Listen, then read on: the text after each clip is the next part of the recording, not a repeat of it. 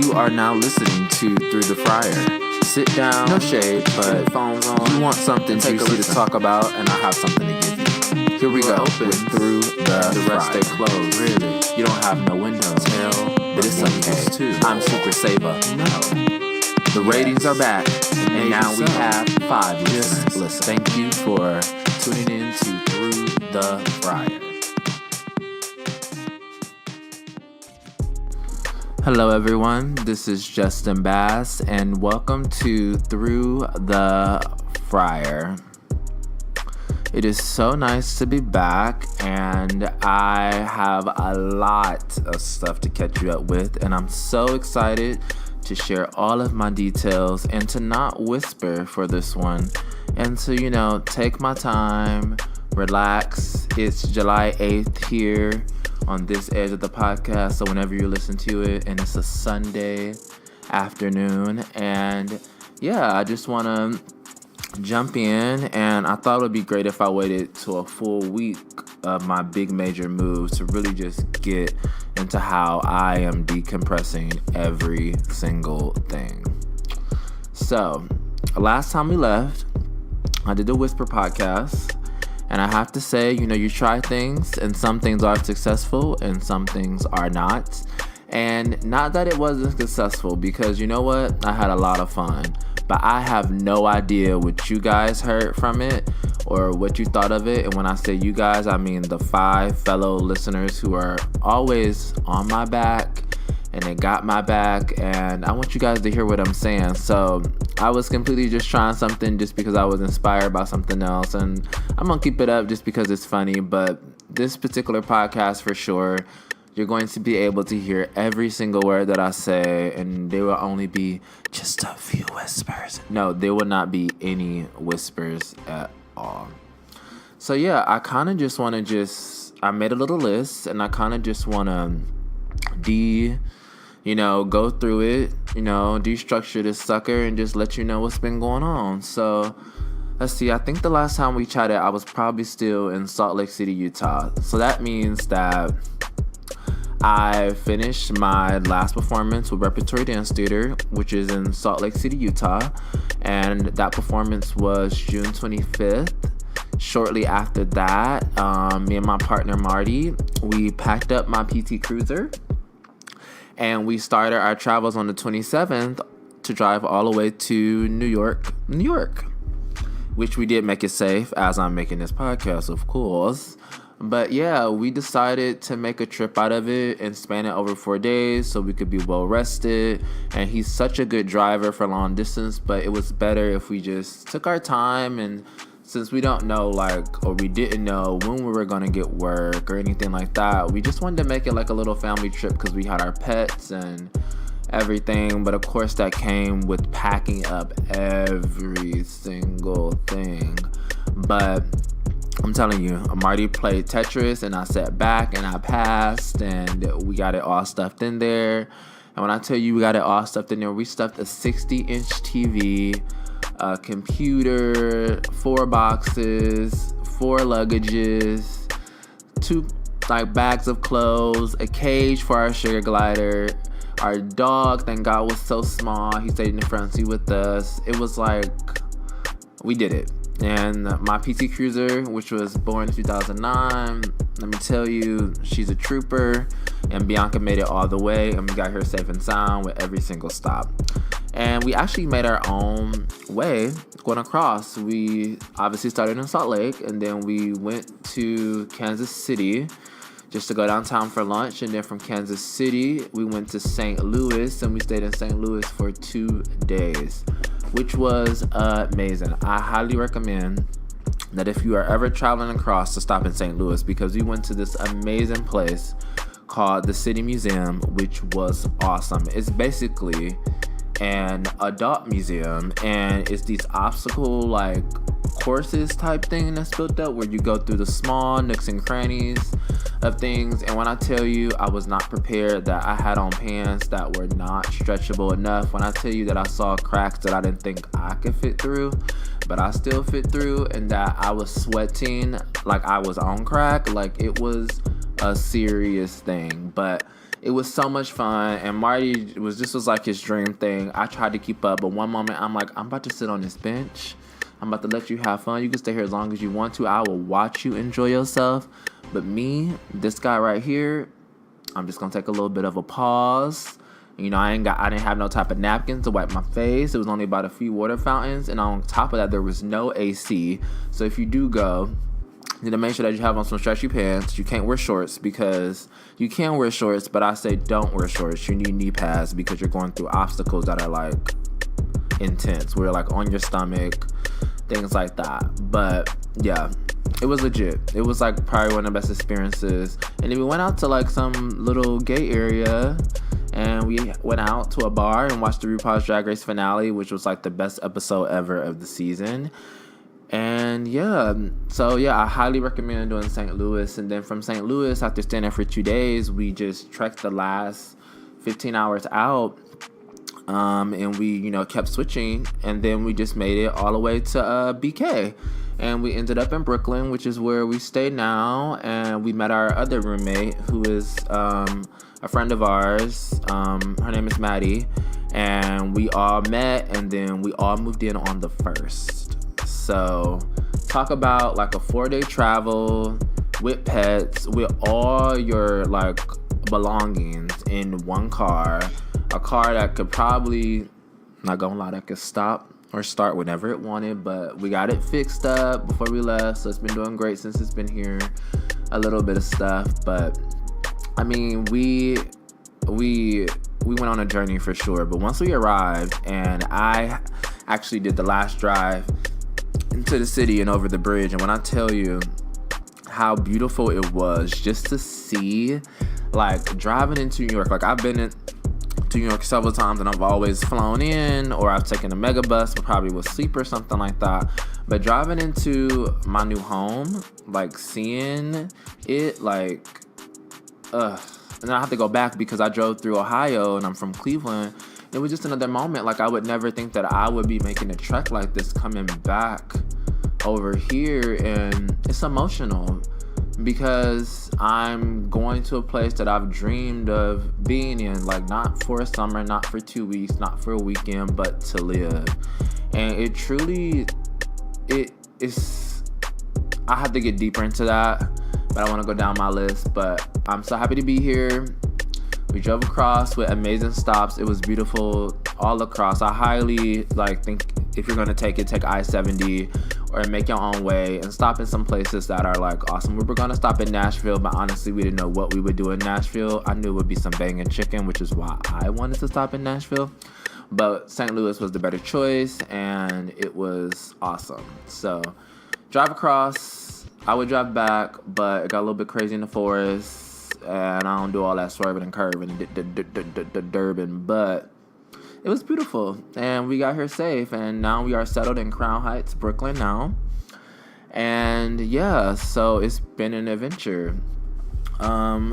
So I mean, honestly, our first day in New York, just segueing into that, was once we got here, we rested at a friend's place because we couldn't move in until like after 11 to the sublet that we have, and we moved, we stayed over there, and then we ended up going to Times Square with our friend's dad. He took us out to dinner and things like that, and it was super late, super exhausted. This is like after doing like a 2 hour, like a long drive and then a 2-hour nap.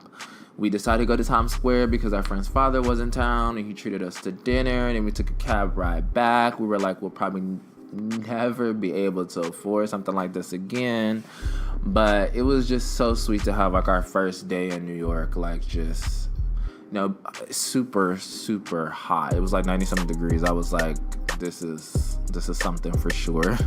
And yeah, and it was great just to like see Times Square again and just be here. Yeah, so that's the first day. The first day was just a lot of driving, a lot of getting settled, a lot of making sure the pets were okay. Cause Charlie, like my dog, he was like, what is this craziness with this heat? So he's breathing so hard, but everybody's doing great. So yeah. So now, as I continue to talk, I'm going to go ahead and segue again into the journey of me being here for a week And I told myself that I wanted to give myself 2 days off, and I kind of did. And then the hustle and bustle of looking for work. Oh my gosh. Let me tell you. First of all, thank you to anybody who has ever created an app of any sort to do with anything with finding work. Because if you're looking for some type of work that can be in the area that you want, or you need something to pay your bills, go ahead and get the Indeed app, because it is amazing. Like, I'm a straight up Craigslist, like, I'm on it. Craigslist, Indeed, Dance NYC, Playbill. These are like the top websites and apps that I was on looking for jobs that really, really helped, because I knew coming here that, yes, I'm a dreamer, but I'm also real. Like, I didn't get a job with the company prior to moving out here. I didn't get a job. I don't have a job teaching, or I don't start teaching yet until a few months or a few weeks from now. So I'm like, I need to start making some income, because lucky enough, we paid our deposit for our sublet, 2.5 months in advance, which was awesome. And shout out to Marty. We pay that in advance, and that way, whatever money we make from being here goes towards our new place that we're looking at after we move from here. So I was like, okay, like, I want to take some days off when I get here. And then I was like, okay, we're spending some money already. Then I'm like, oh my gosh, like, I don't have a job. I don't have any money. How am I going to afford my lavish life of drinking Four Locos and margaritas and things like that? Things that I couldn't afford before, but I thought I could because I was getting a 2-week check. Well, here are some facts for you. You need a job to pay for drinks. And if you want to get drinks from the bodega, or if you want to get drinks from the corner store, or even just a peanut butter and jelly sandwich, you need a job. So I got my butt up. I got out my finest interview polo and slacks and my nice shoes from Aldo. And when I tell you, like, I've been all over Manhattan, and it's been for the best. Like, the first interview I went to was an open interview for this juicing job, and it was like part-time, but you get like free gym membership. You start a 401k. You start with like $15 an hour. They're flexible. The shift changes every 2 weeks, so nobody is like always working in the morning. Nobody is like always working at night. And I'm like, okay, this is legit. So I get to the open interview, and when I tell you, it was about 30 to 40 people like outside of this juice bar. And this juice bar is probably not no bigger than drive-through Starbucks. And I was like, because it's the benefits. And I'm like, that's the dancer. Oh, there goes a singer.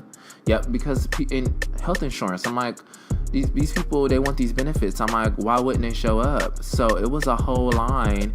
I do the application right there. And literally, I passed it in, and they're doing standing interviews. Like, okay, next, let me talk to you. And then I overhear somebody say, so when will we hear back? And they're like, we'll let people know tonight at 6 o'clock. I didn't get a call at 6 o'clock. No, but it was definitely an experience. I was like, okay, this is pretty quick. Like, they want somebody right now. They need help right now. So I was like, okay, I didn't get the juicing gig. I could have had my free, carrots and beets or whatever, blended. And it would have been nice to be like, okay, I get a free gym membership, and this is going to be awesome. But you know what? Maybe it wasn't meant for me to be stuck behind the counter and juicing it. Also, I didn't have no juicing experience at all. And they said, please come with experience. And I said, I'm experienced at life. I experienced myself on the way here. I can see what they're doing with that fruit. That's experience right there. Well, it didn't work for me.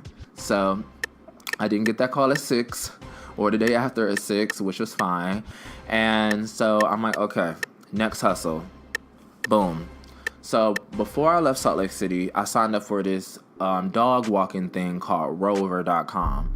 And I'm like, great, this is like, I could make some extra change. Like, it's about $12 a walk. You can like watch people, dogs, you can house it.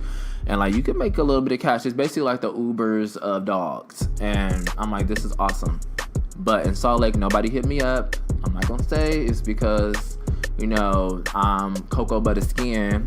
And all about 5 people in Salt Lake, which is why nobody want me in their house to take their dog. But like I said, I never got hit up. But once I got certified with the company in general, with the background check and everything, I can transfer my location. So I transferred my Rover location to New York, and I'm like, this is perfect because it's diverse. I mean, I'll probably get hit up. And then I get a message from Rover where they just started adding like a on-demand, where basically, if I'm free, somebody else, they will post and say, I need somebody to walk my dog. I can pick them, I can go walk their dog, and then boom, I get money like that. I'm like, this is perfect. But there's a test before you can do any of this on demand.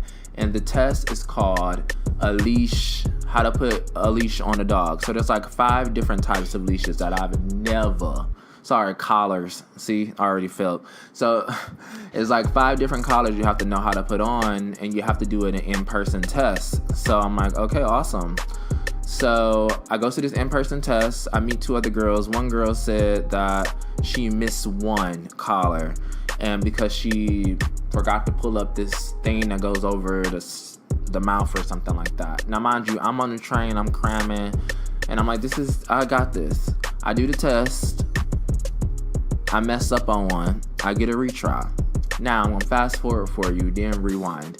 I go back to yesterday. I go back to do the test, and they tell me which one I missed because you get one retry, and you only have to do the one right that you missed. I go in there, and the lady is like, so go ahead and put on this collar. And she passes me the collar. And I'm like, oh my gosh. I thought that I got another collar wrong.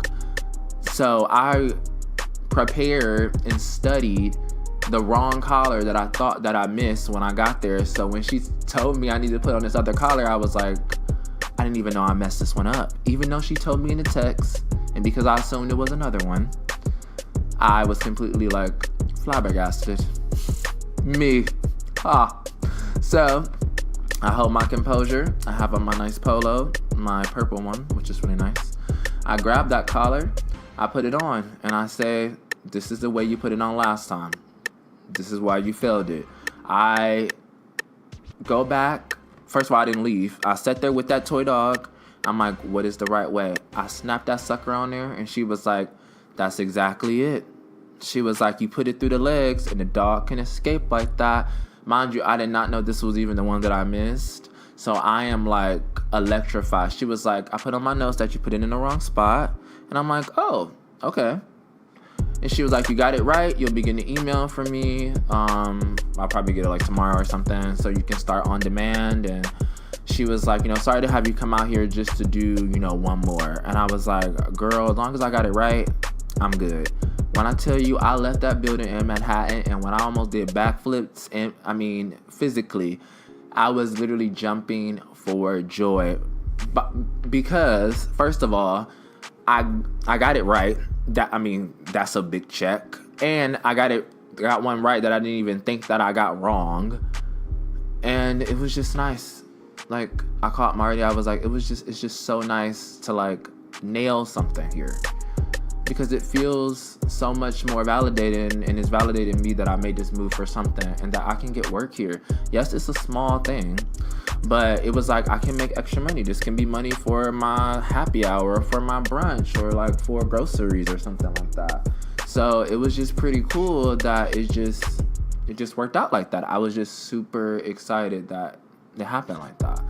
So I finished that interview yesterday. Then I went to another interview 2 days ago with Capizio. And I'm like, okay, well, let me apply to this job. And the lady hits me up right before I'm about to go into an improv acting class that I took. And I'll like talk about that a little bit later. But I go into the interview, and before I get there, I really read all these reviews about how the customer service is trash and blah, blah, blah. And I'm like, well, that seems normal for any retail store in New York because people they got attitudes. And I'm just like, you know what? I'm very sensitive. I thought I wasn't, but after dealing with some of these people that work in customer service, I'm just like, ugh. And I will go back to that too. But I did an interview for Capizio, nail that interview, and it comes with benefits to where like I get discount classes at Perry Dance, I get discounts on all the clothes, super flexible. They usually have dancers work there, so they work around my schedule. I can change shifts with people that are available. She was like, this is perfect for somebody who wants to be in the industry. This is perfect. I'm like, yes. I'm like, this is exactly what I need. I need flexibility because I did not come here to be selling shoes, but I need to pay rent and I need to make money. And gigs, like when you're not on a contract, like a contract with some longevity, then you have to have side work. Like that's just how it is in the field of art. You can be a singer, you can be a dancer, you can be an instrumentalist. Like you have to have, side work or something that you can jump back in for sure. So basically right then and there, she was like, boom, I want to send you to this drug test. You take it at Union Square. You call me right when you finish it. Then you have to do another interview with the directional manager of the whole store. So I did the test. I called her back and I have the last interview sometime this week. I basically have the job. I mean, because she put me through all that stuff. And she was like, I knew when you walked through the door that you would be perfect for this job. And I was like, yes. So that was... boom, 2 interviews, 1 day, knocked it out, and money will be in my pocket very soon. Probably 2 weeks from now, because that's how long it takes to get a check, unless this following Friday is payday. But who knows? I don't know. But yeah, it felt really good. And then I had another interview just yesterday, and it was with a off-Broadway retail Broadway merchandising place. So basically it's off Broadway and on Broadway. But if you've ever been to a Broadway show, before you go in, or when you come out, you'll see like a little booth that's like a merchandising booth. And that was what I applied for. I'm like, this is perfect. I still get to be around the arts in some way. It's a super easy job. I get there and I meet the guy. He's actually from Cleveland. I noticed his number in the email. I'm like, oh, are you from Cleveland? And we hit it off right there. He tells me that I work right outside the shows, and during the intermission of each single show, he said if I write plays, I can bring my laptop, I can look up auditions. He was like, because there's so much downtime, because the acts are so long that I won't be doing anything, and I only sell when the patrons are out of the shows. And he was like, this little booth is just yours. You just do the cash by yourself, and here you go. He was like, you start at 3 venues, you can work. We'll start you here at this new show that literally just opened like 2 days ago. And he was like, then you'll do the band's visit, then you work on Carousel, you'll work on all these shows, and it's super flexible for you. And he was like, we hire artists, and he was like, this is how it works. And he was like, it's super chill. He just like, you just need to make sure you maintain your count of money, what you're selling. But he was like, you have your own little station, you keep to yourself. I'm like, this is a dream for me. First of all, it's my own personal space. And then when I do work with other people, everybody's already trained, which is super awesome. And then, I get to look up auditions and meet some of the directors from the shows that I'm working outside of. And if I go into an audition, he was like, most likely they'll remember you because you were selling right there and you're the only merchandising stand right there, but it's a part of the show.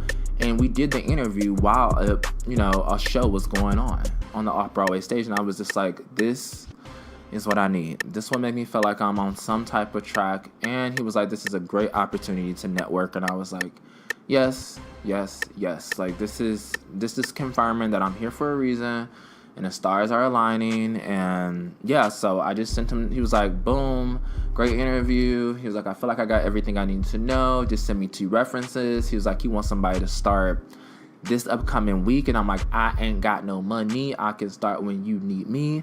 And boom. So yeah, that interview was awesome, which is great because when I first got here, I went on an interview for a bartending job that said no experience. And this guy said I had to pay him $200 to teach me experience, and then he would get me bartending somewhere. And I was like, I'm gonna say no.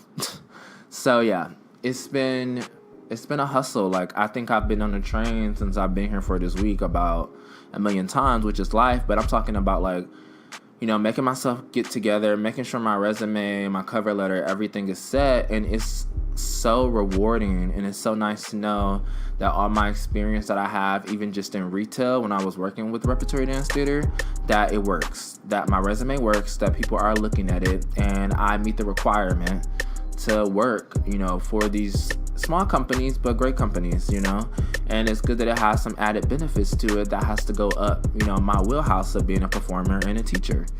So honestly, I'm just like, what, like, but the hustle is real. And today is like my first day where I told myself, like, I am not leaving this apartment.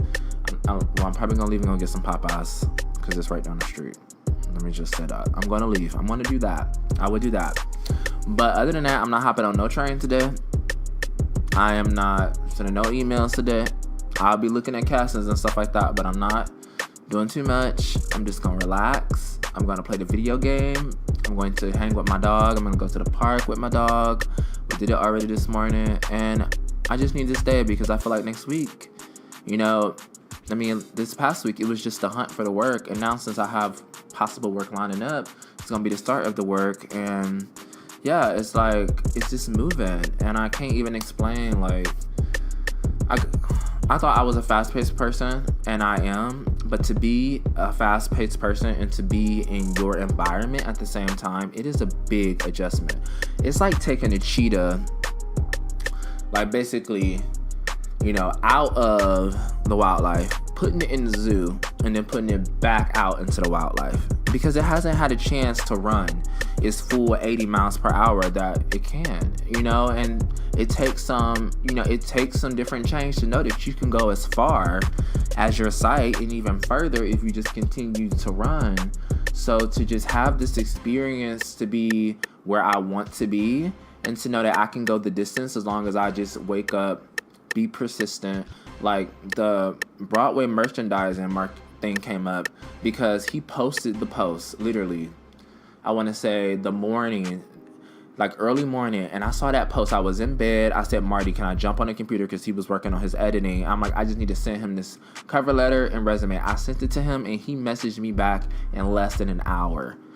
And some of these jobs are first come, first served.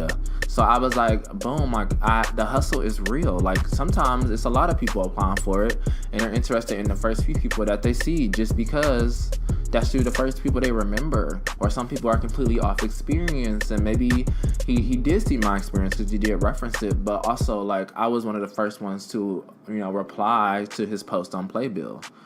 So yeah, it was just nice to know that I'm not being crazy about putting the quickness and alerts on my phone for all these jobs. I'm like, yes, because I want to make money. I want to continue to invest. I have major bills to pay because moving is not cheap. And once you leave a full-time gig that pays all your bills and you go to no job that can pay none of your bills, then bills start to stack up, kids, okay? And if you don't have a good old trusty, hefty savings or anything like that, but it becomes difficult, but also just moving is expensive. Like us to move here, we saved a lot of money from driving, but it's, it costs, everything costs, but it's not for nothing. Like this whole week has been so rewarding, so challenging. I had the best grilled cheese sandwich yesterday. That was my reward to myself. I treated myself to lunch. Then I went to happy hour, my first one in the city, and I had 2 mojitos, $5 holla, sat there, and it felt all worth it. Like I feel like I'm working, and now when I drink, I feel like I definitely deserve it now. But I don't know. It's just like it's crazy, and it's making sense. Like I'm definitely in the right place at the right time. So now I am going to go ahead and go into the next part, which is my first dance class that I took here, which was about 2 days ago. I took a class at Mark Morris Dance Studio, and let me tell you the anxiety of looking for a class because there's so many options, there's so many teachers. I was like, what is going to be, my first class in New York? Am I going to jump into a ballet class? I knew I wasn't going to do that, or would I going to take a jazz class or a contemporary or maybe a hip hop? And literally, after just letting it go, I decided to take a Gaga class. And the class was an 8:30 class, and I was like, this is okay. because I'm really familiar with taking Gaga, and I know like taking this class that this would be something that would just center me, because it's based on self, and it's based on seeing people, and it's based on inner flow, outer flow, fleshy flow. And I was like, I need to take this class. And I took it, and literally I looked at the teacher that I was supposed to be teaching, and I walk in, and the teacher is a guy that toured with me with RDT when we did our Bears Ears probably just last year. And I'm like, what? You're teaching this class? His name is Daron. I'm like, you're the teacher? He was like, yeah. I'm like, you weren't even posted as being a teacher. And it was one of the best Gaga classes I've ever taken. I mean, I didn't even know that he took Gaga. But through the whole class, like, he's teaching, because Gaga is a movement language, and basically in the class, it never stops. Like, there's no pauses, there's no combinations in this Gaga people class. Usually, sometimes Gaga for dancers, they'll like have some phrase material or something like that, but usually the flow is ever going. The energy, the efforts, everything is constantly moving. It's life. There's, even in weakness, even in tiredness, everything, there's a flow, there's a chain. So we're taking the class, and every time like I was going through these different sensations, I started to get like emotional, because I'm like, okay, I'm dancing here in New York. Like, I'm taking my first class, and I was so nervous just to be here to take this class. And I'm taking this class, and I'm getting everything from it that I put in. But it's just so rewarding to be here, finally. To be here, to pay this class fee. I'm like, $17 is a lot, but I'm like, you know what? I need this. This is my healing. This is why I'm here, for God's sake. Like, and it was just so nice. And I'm so happy I took the Gaga people class versus the dancer class, because I was around non-dancers, people that were young and old, and it really just centered me. It gave me a chance to focus on myself. There was no reason to be looking around or competing or anything like that, because it was about me. It was a very self-centered moment that I needed, because it's crazy being here for these few days and wondering, when are you going to do this? How are you going to do that? What's going to happen? And that class completely focused me. Like, I highly, highly recommend that if you haven't taken a Gaga class, please take it, because it will bring out the best in you that you didn't even know existed. I remember when I first did a piece with Noah Zook and Ohad Fashav, who used to dance for Batsheva. When we did a piece called By the Snake by them, I remember being forever changed by that experience, because it awoke in my senses just to be present, and just to notice every single fiber, every single thing around me. Like, I mean, we take for granted so much, and then just to be able to have the opportunity to move and express myself in that way, in that flow, after just being, around town, hopping on train and just getting this work thing, sending off resumes and applications, I found my space. I found space for my mind.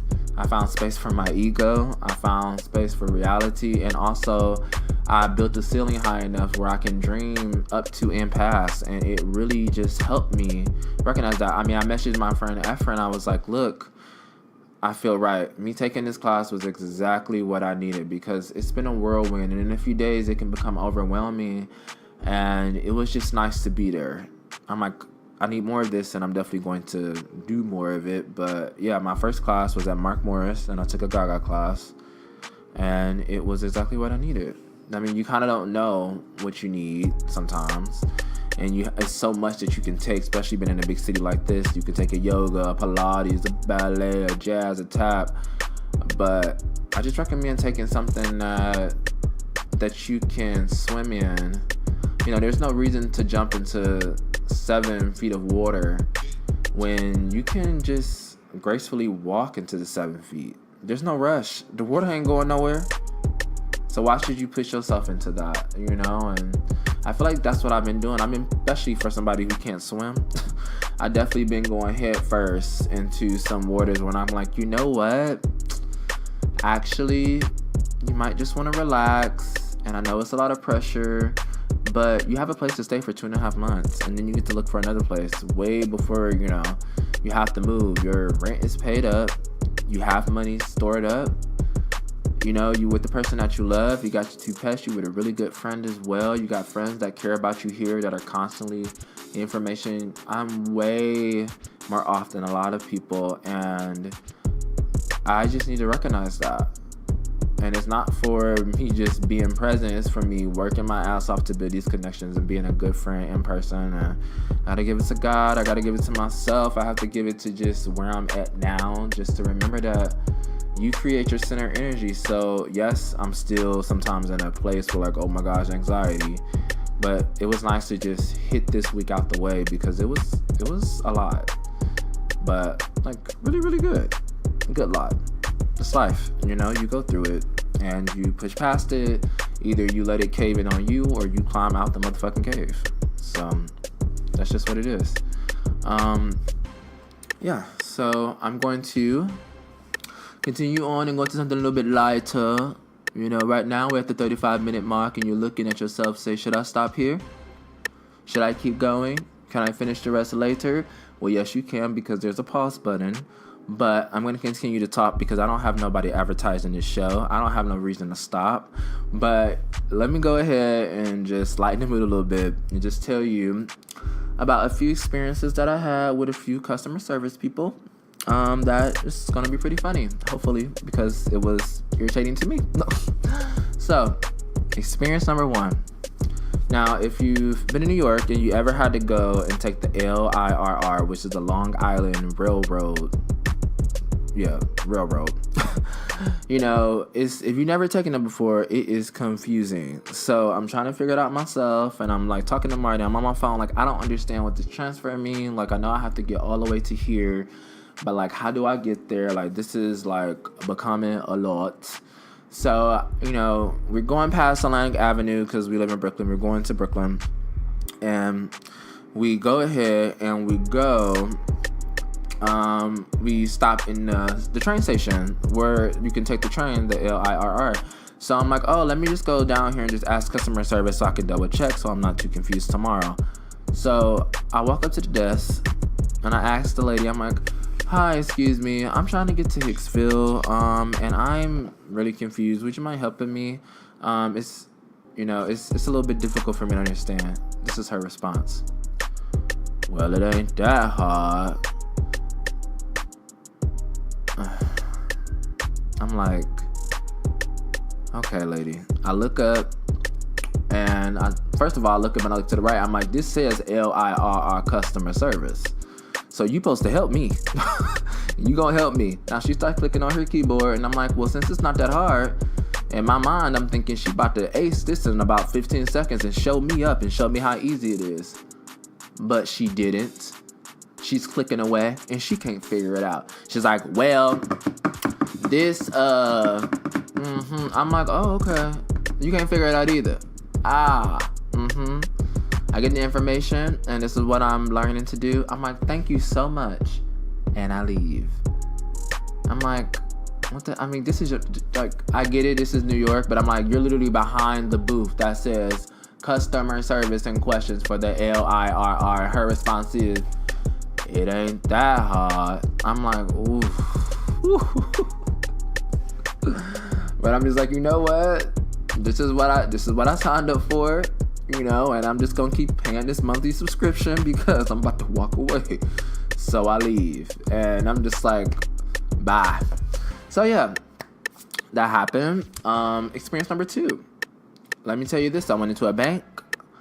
Chase Bank in Salt Lake City. Shout out, because you guys are the nicest people in the world. Because the one I went to up in here in Brooklyn, I wait in line, very, respectfully waited for my spot, and I get to the window, and the lady said, I'm like, I just want to make a deposit. She was like, so where are your slips? I'm like, oh, I'm sorry, I'm just making a deposit, and I don't need any cash back, or I just want to cash it, actually. She was like, you can't come to the window unless you got slips. I'm like, oh, okay. Now, this lady is nice. So she hands me the slips, and she fills them out. I'm like, oh, I just moved here. If you can tell, I'm new. Like, I'm from Salt Lake, and they filled out everything, girl. I never had a... She was like, you got to have slips when you come to the window. I'm like, I think you made your point. So I fill out those slips. I get my money and I leave and I say thank you again. And we both smiled at each other and we walked off. So she didn't mean to come off like that. Her intention was that he's not prepared to be at my window and I'm tired. And I don't even, mind you, I literally put just the amount on the paper. That's it, and my signature. Mind you, I'm like, okay, if I'm taking money out, I do know I need to sign. But she could have, it's not that serious, girl. Just like, literally, it's 00 blop and just ask for my signature. But I'm just like, all right, well, thank you so much, and you have a nice day. Oh my gosh. So I'm like, okay, I'm being tested. I'm like, this is a test. Like, first I'm asking myself, why are you so sensitive? Like, why am I so sensitive? Why do I care so much? But because I guess I'm just so surprised because now it's black people doing it to me and now white people. And I don't know if either to laugh or take them seriously, because if I don't take them seriously, maybe, it's going to get real. It's going to get what it is. So, whatever. That happened. Those two instances was probably one of the more funny experiences that happened. But it's just like this attitude of like flazé-da here, which is like a common thing, which I knew it was here because I've been here before. I know that. But I think I'm just like getting used to how consistent it is. Like, it's consistently like this. Like, I took Charlie out for a walk and I couldn't find his leash, so I had him right next to me. This lady had this gigantic dog downstairs. So we're coming out the elevator, and then, no, actually, I take that back. We're going on the elevator because we just came from the walk. And then I put Charlie down and I open the door for another guy to come into the elevator. And Charlie runs out to go towards the dog and the dog is going crazy. Mind you, before that, when I did take Charlie out with a leash, that dog was still there and it was already going crazy. And then, so Charlie bolts out of the apartment. I grab Charlie, bring him back in. As I'm bringing him back in, the lady is like, you need to learn how to socialize your dogs with other dogs. I'm like, why would this small terrier want to socialize with this bear of a dog? First of all, my dog loves all size dogs. Like, he will go up to any dog and he's so sweet. But he went up to your dog and your dog almost ate his head off. Why wouldn't he run? Why wouldn't he run away? She was like, people need to learn how to put their dog. I'm like, my dog has been around other dogs. Your dog is crazy. Mind you, fast forward, yesterday, I'm like, I hope I don't go downstairs and see this lady again. Boom, right there at the door. I conjure her. I brought her up. That's why she showed up. So if you don't want to run into nobody, just don't talk about them. Because when you speak them into existence, they will show up. If you want to take a class and you don't want that one girl in class who's like, and you don't want to see her, don't talk about her. Because if you do, she going to show up with bells on. And she going to be standing right next to you in class. I'm telling you that right now. You conjure what you want around your experience. Watch, I'm about to think about $1,000. Boop, didn't happen, but people will show up when you speak about them. But whatever. So yeah, those experiences alone has taught me a lot, that the attitude here is what it is, and it's okay. And I'm also learning that I just need to not care as much as other people, but I'm sorry, I like to have a smile on my face when I walk around. I like to look like I'm having a good time. I am stressed out, but that don't mean I need to show it on my face, because me walking around looking like the Grinch ain't gonna get me nothing, and me walking around looking like a happy person might. So this area, I think, is super awesome, but I'm hoping after this sublet, we're looking, obviously we have to move, but like, we're looking at other areas, and it's just nice because I kind of just don't want to feel like I gotta walk around with a stank face or something like that, or just like have to see that all the time.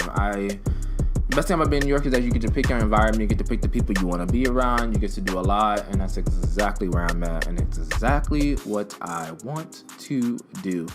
I make the choices. There's a million bars here, there's a million malls, there's a million H&M, so there's no reason for me to go, to bad customer service. Like this morning, literally just this morning, I'm walking Charlie and I'm like, let me go past the barbershop and see if I need to get a haircut. This guy, his door is unlocked. I'm like, oh, what time do you close? Okay, he's lounging back and he's like, well, we're probably gonna be here until about 7. I'm like, thank you, bye. I'm like, I don't care if your barbershop is right next door. I don't have to deal with that. I'm not about to give you money and you don't even want to cut your own hair. I'm like, but you know what? That's the best thing. I get to make a choice. I can hop on a train and go to a barber that's happy. I can go to a barbershop for kids and say I'm overgrown. And at least they will cut me with those toy scissors and they will cut my hair. I will have a good time and probably get a piece of candy after. But I am not putting myself around nobody that's even touching my head or being around my space.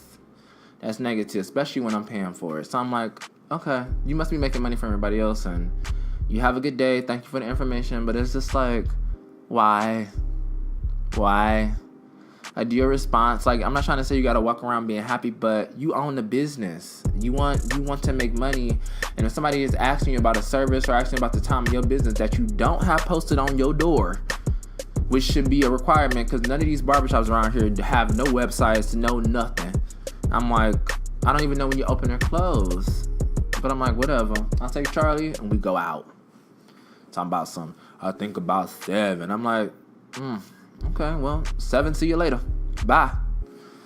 Whatever. So, yeah. The attitudes are abundance here. But you know what? I do not fill my basket with rotten fruit. I only pick some that are either the freshest or some that grow into being the freshest, which are green bananas. Okay? Because green bananas turn into yellow bananas. That's what I heard. So, yeah. I'm going to go ahead and start to close out this podcast. I'm so happy to share all this stuff. I feel like just moving here that I have a lot more to talk about, and I hope this was a lot of good information. I'm excited to hear what people have to say, and I hope you guys, really enjoyed some of the stuff I had to say. But, I guess the major question is like, what am I expecting of myself from this move?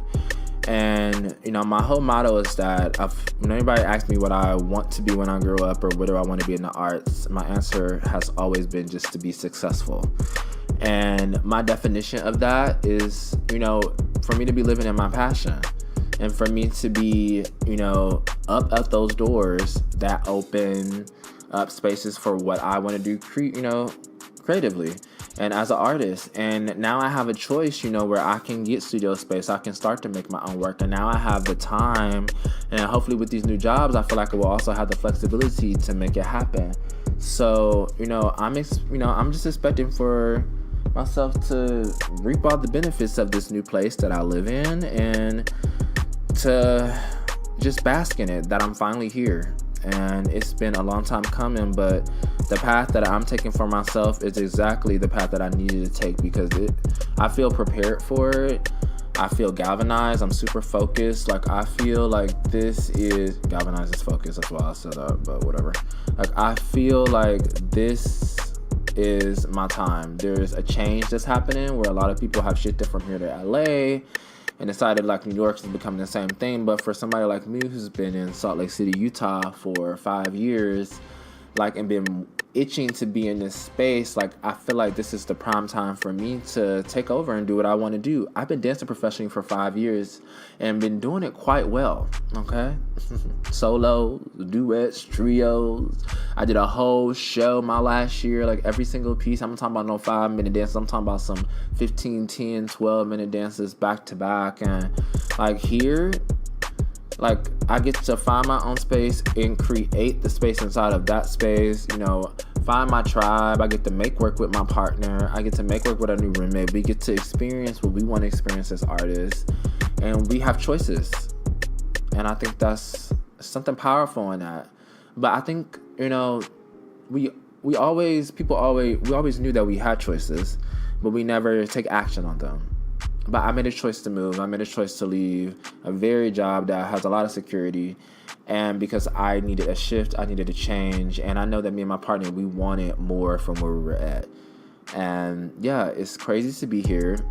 I just asked him yesterday, can you believe we lived here? And he was like, yeah. I'm like, yeah, we do. We're here.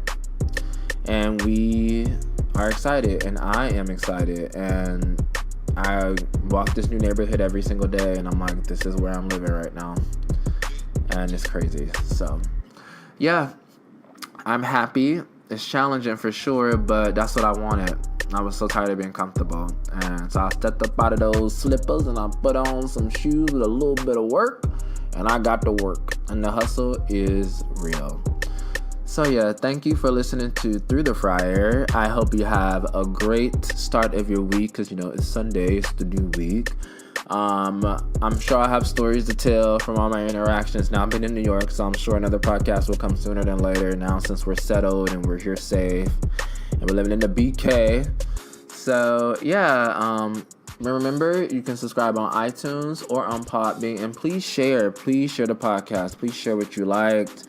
Please message me about things that you liked about it. I know a lot of people that listen are on my Instagram. You can hit me up, or if you want me to do a particular topic, let me know. And I really want to start getting some guests on the podcast, so hopefully some local artists that are going through the same hustle as me, so you can just hear different perspectives, or you can just hear me having a conversation with another dancer or another artist that's working it out as well. So yeah, thanks for listening to Through the Fryer, and have a great day.